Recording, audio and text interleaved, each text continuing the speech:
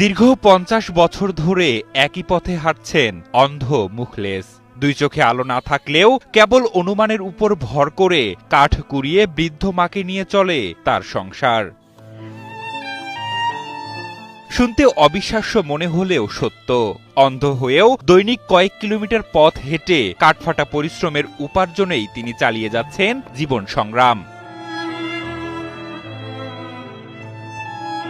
জীবন নিয়ে অনেকেই তো কতই না অভিযোগ করে, তবে সংগ্রামী এই মুখলেসকে দেখলে জীবনের অর্থই যেন বদলে যায়। চোখে না দেখলেও নিজের অদম্য ইচ্ছাশক্তি আর কঠোর পরিশ্রম করে মায়ের মুখে দুমুঠো খাবার তুলে দিচ্ছেন হার না মানা এই যোদ্ধা। আমার বেটা প্রত্যেকদিন এক রাস্তায় হাঁটে। বলছি চাঁপাইনবাবগঞ্জের ভোলাহাট উপজেলার তেলিপাড়া গ্রামের মৃত মুর্শিদ আলী ও রুলি বেগমের ৫৬ বছর বয়সী দৃষ্টিহীন ছেলে মুখলেসুর রহমানের কথা, যাকে দৃষ্টিশক্তির কঠিন সীমাবদ্ধতাও থামাতে পারেনি।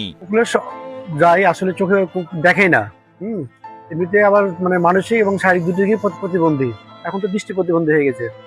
ও যে মিলে যাতায়াত করে বাড়ি থেকে সমিল, এটা শুধুমাত্র রোডে নেমে অনুমানের ভিত্তিতেই কিন্তু হেঁটে আসে। স্থানীয়রা জানান মুখলেস অন্য কোনো পথ চেনে না। ৫০ বছর ধরে এই এক রাস্তায় যাতায়াত করে সে। কেবল অনুমানের উপর ভর করে রাস্তার প্রতিটি বাঁক আর ধুলোবালিকে স্পর্শ করে তিনি পৌঁছে যান বাড়ি থেকে ২ কিলোমিটার হেঁটে কলেজ মোড়ের একটি কাঠ কাটার মিলে। প্রতিদিন কাঠ কাটা মিলে গিয়ে মুখলেস ইট দিয়ে পিটিয়ে থেতলিয়ে গাছের যে ছাল তা উঠানোর কাজ করেন। সারাদিন হাড় ভাঙা খাটুনি শেষে সেই ছাল বা কাঠ বস্তায় ভরে মাথায় নিয়ে আবারও একই পথ ধরে ফিরে আসেন বাড়িতে। এরপর বৃদ্ধ মা রুলি বেগম সেই কাঠ বাজারে বিক্রি করেন। এই কাঠের টাকা থেকেই আসে তাদের দুবেলার অন্ন। কাঠ বেচা আমি সংসার চালাই। কোনোদিন কোন রাস্তা আমি হাঁটিনি। প্রতিদিন সকালে একটা বস্তা নিয়ে কলেজ মোড় অনেক দূর, প্রায় ১.৫ কিলোমিটার দূরে যায়, যে একই রাস্তাতে যায় আর একই রাস্তাতে খড়ি টড়ি কিছু কুড়ায়।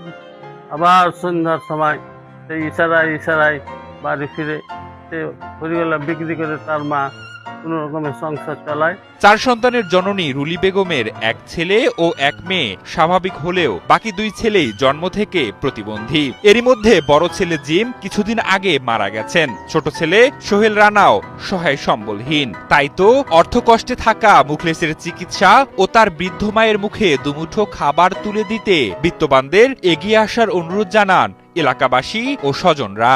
সরকারের কাছে আবেদন জানাই, ওরা যেন সংসারে খেয়ে পড়ে যেন দিনটা যায়। বৃষ্টি হলে ঘর দিয়ে পানি পড়ে, তারা রাত্রে